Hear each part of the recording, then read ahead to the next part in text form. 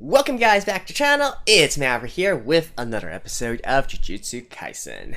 So, in the last episode, Itadori died, I guess you could say, but of course not really so, right? And already we are showing some hints as how he can come back.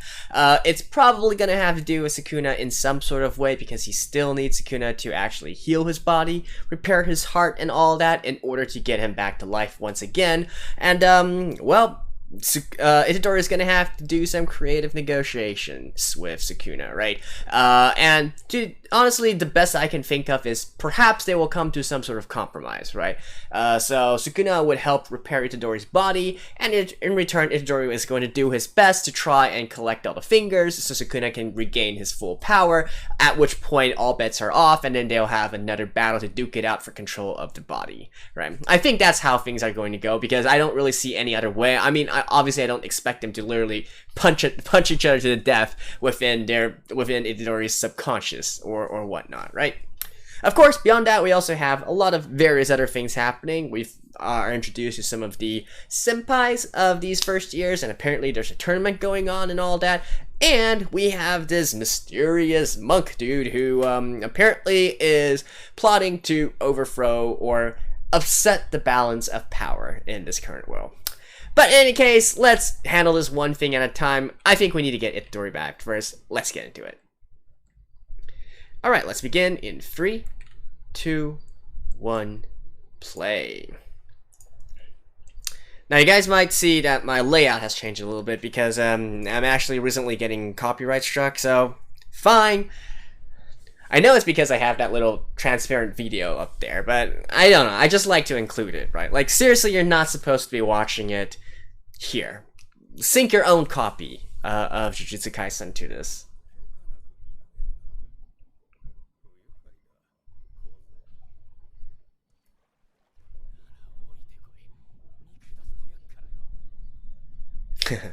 Alright. I guess he is gonna try and battle him. I really don't think that's gonna work, though. Like I said, creative negotiations.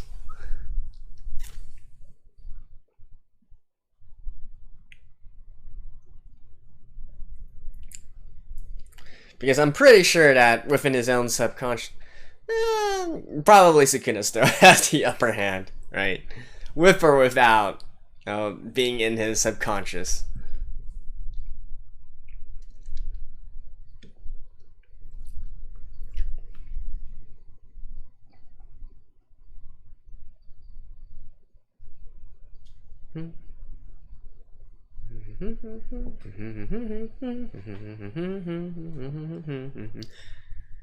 Honestly, I do enjoy this song a lot. I still feel like it's kind of, weird that it fits this, it fits what this series actually is, because obviously there's a lot more, gross stuff and gore and blood and all that. But for some reason, it just fits the opening.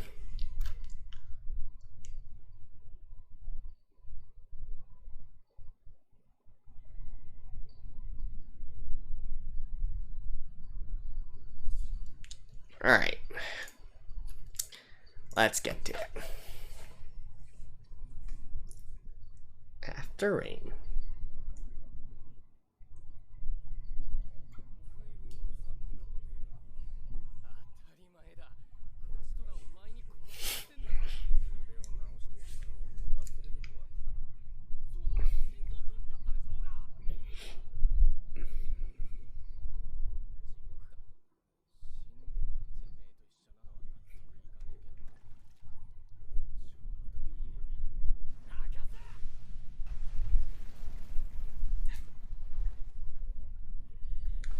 He's probably like, a brat is a brat is a brat.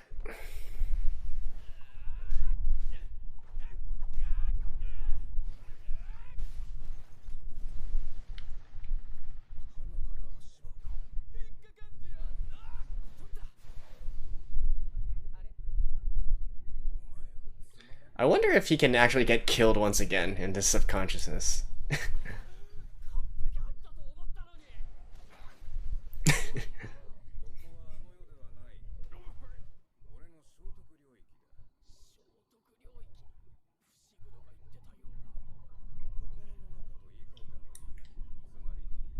Oh wait, he's in his mind?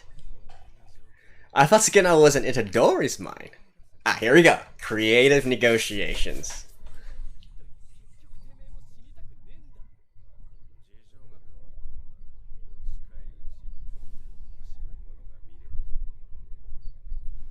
Really?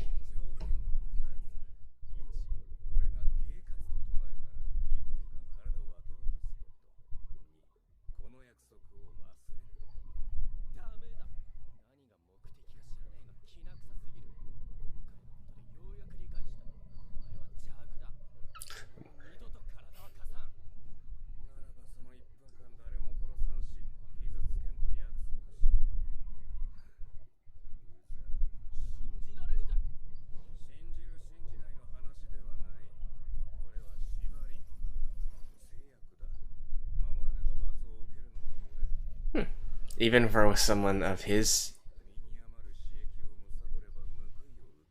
Okay. So there is a higher power.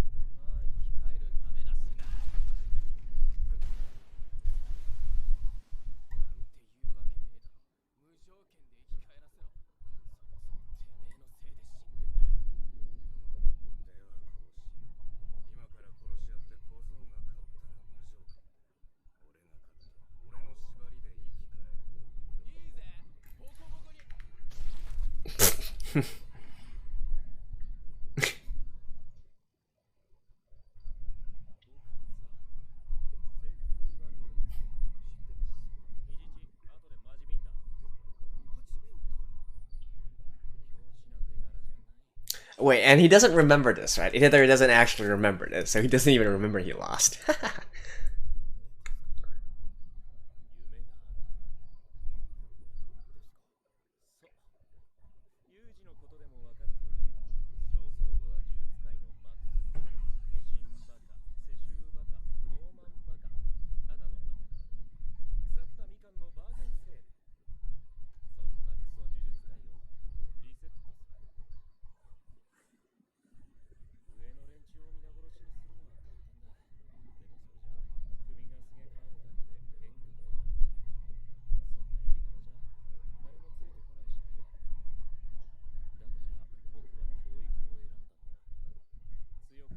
Preach his teachings.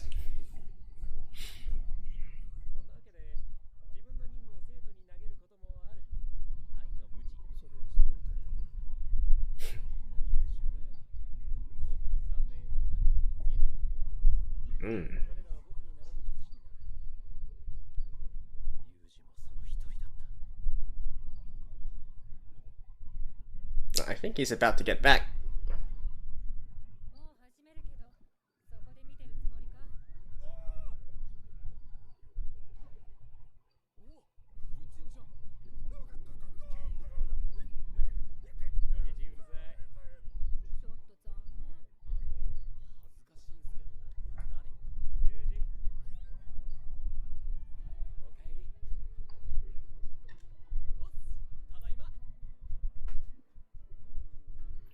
Yeah, he has... Does he have any memories at all of what happened?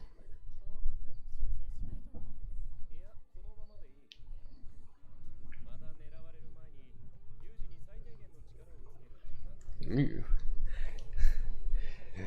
A non-existent practitioner.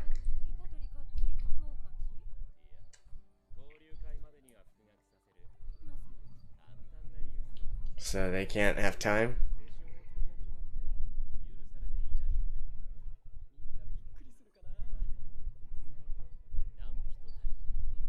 And nobody's gonna ask, like, how he did this?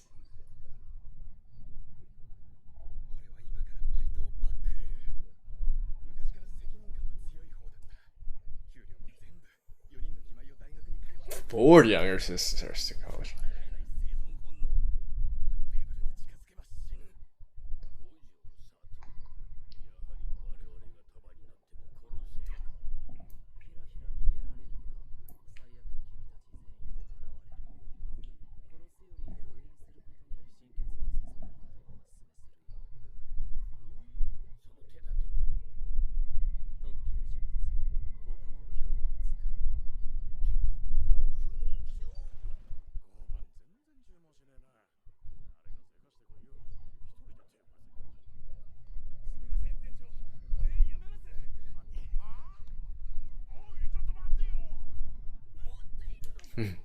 Now that's a smart dude.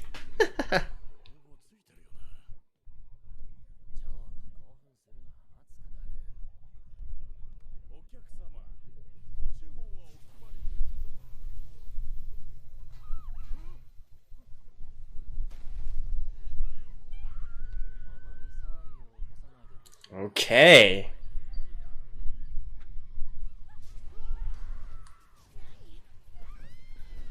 Holy sh!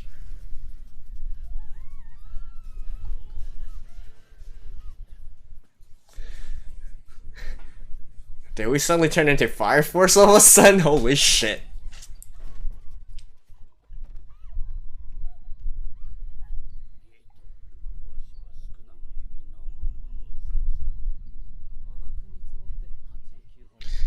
Eight or 9 fingers. Holy shit. So this is actually really strong.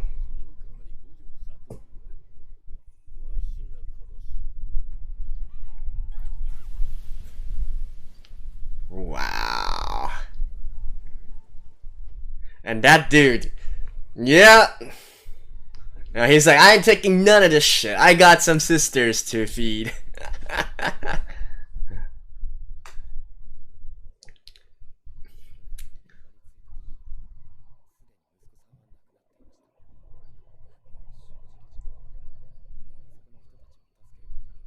Oh, that's...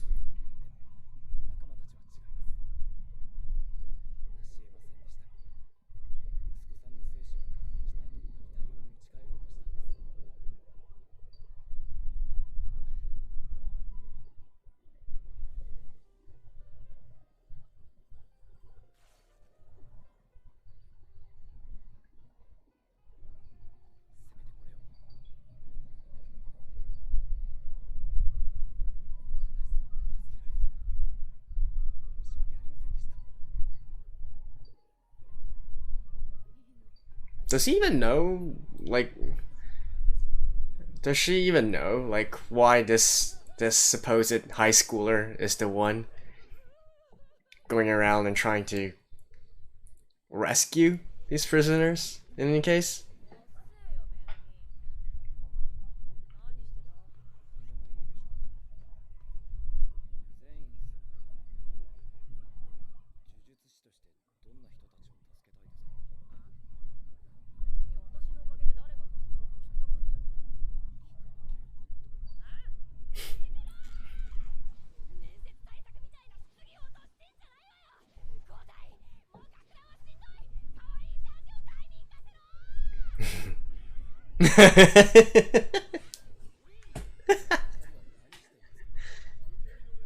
Falling back. Well, okay.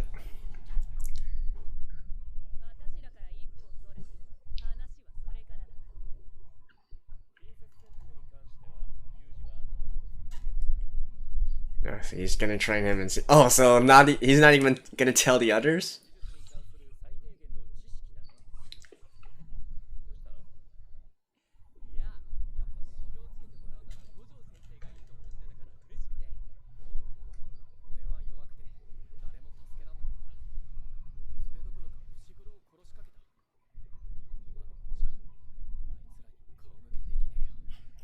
Yeah. But hey, it makes the story interesting.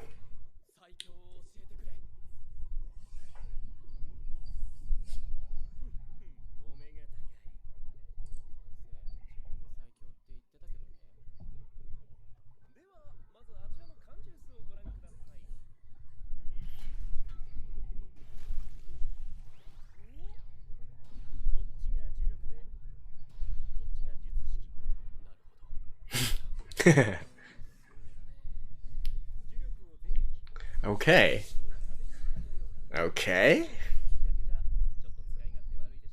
I mean, okay, feel and, you know, yeah. Right?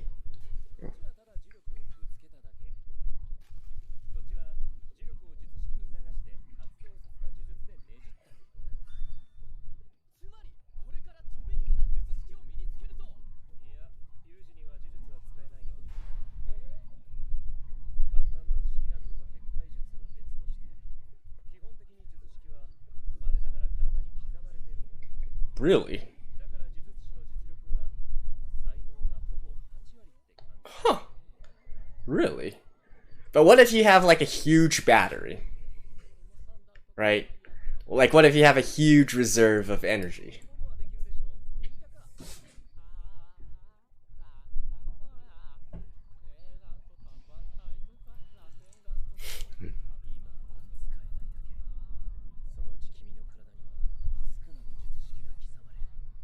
Oh, really?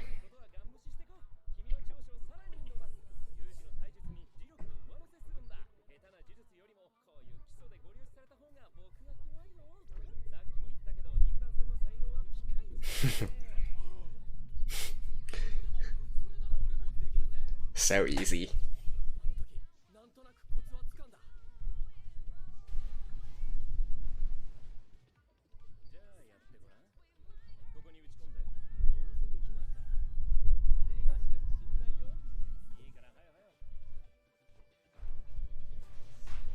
No, he didn't actually.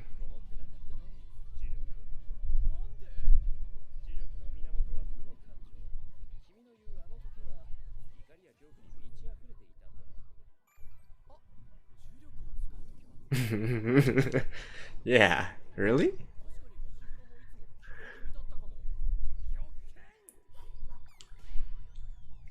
Yeah, but what about him? What about Gojo?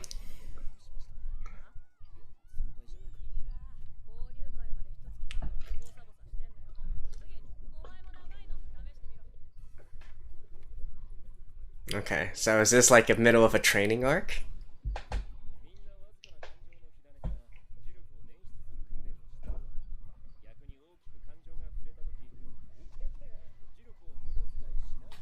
Hmm. Makes sense.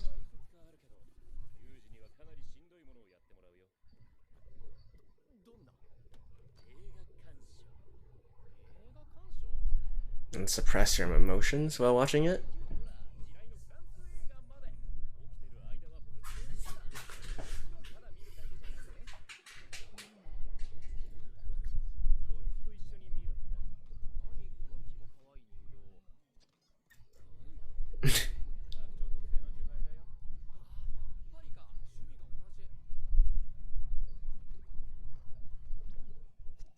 It's gonna punch him?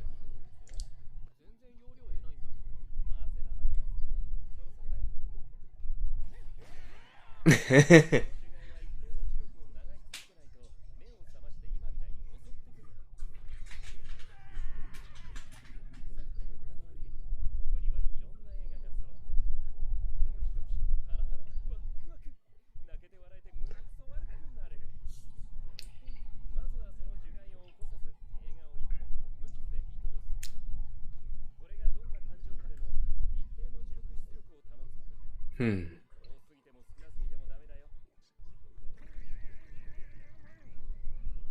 Oh.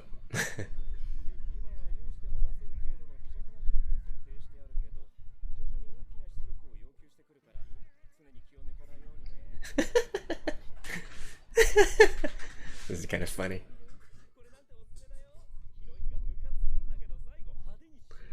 Don't spoil it.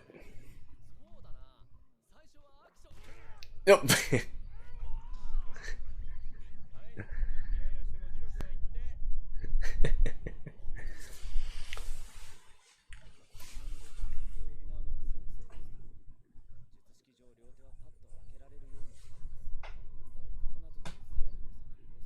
He was like, your knuckles.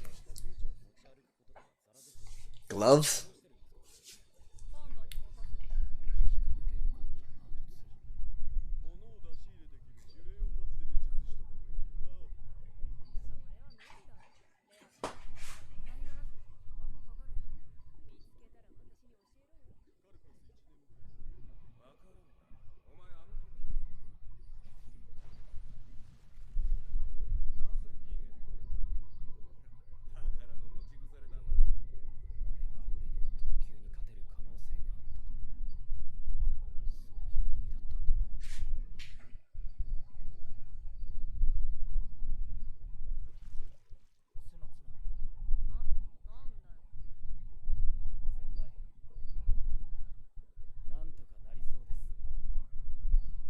The hell? Oh.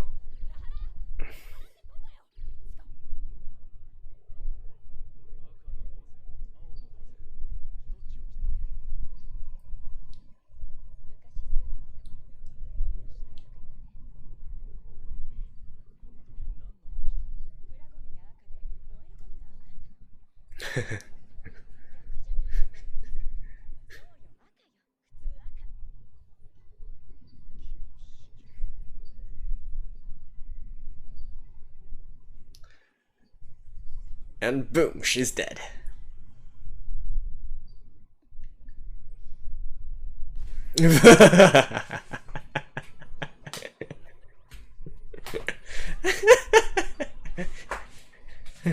Oh, he's here?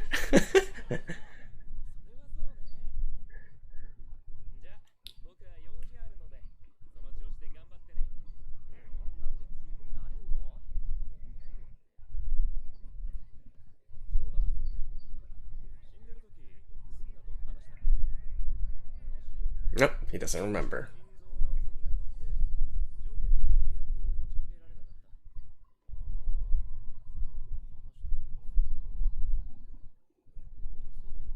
Yeah, he can't remember. But at least he remembers that they talked. It's like a literal ticking time bomb.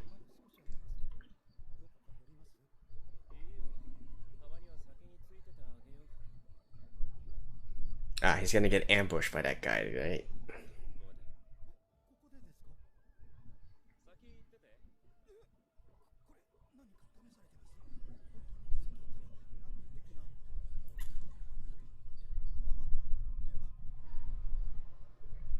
Yep. Here we go. It's time for the big boys to play.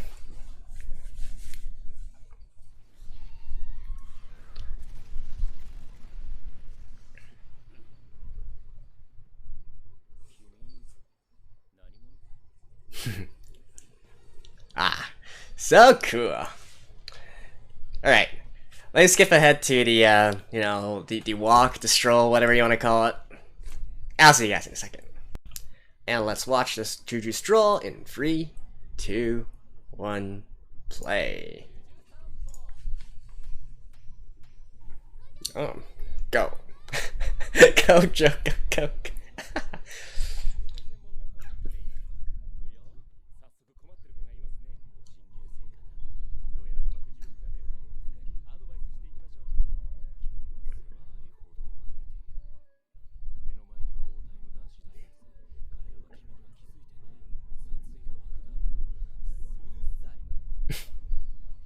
Okay, that was like the most pointless stroll ever. Right, see you guys after this.